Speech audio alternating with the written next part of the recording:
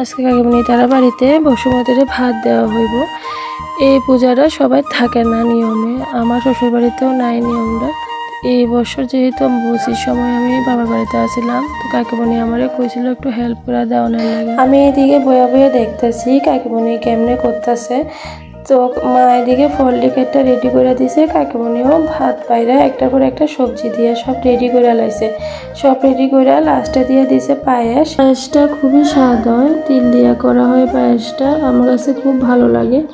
এখানে ঘরে পূজা দেওয়া শেষ। তোমরা কার কার বাড়িতে এই পূজাটা হয় কমেন্ট করে অবশ্যই জানায়ও।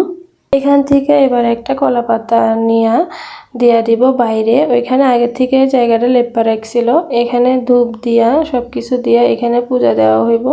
সারাদিনের সব কাজ শেষ করে এই পূজাটা রাত্রেবেলা দেওয়া হয়। পূজা দেওয়া শেষ, এখন ঘরে যাওয়া সবাই মিলে প্রসাদ লইয়া লমু। ভিডিওটা তোমার সাথে শেয়ার করতে একটু দেরি হইয়া গেছে।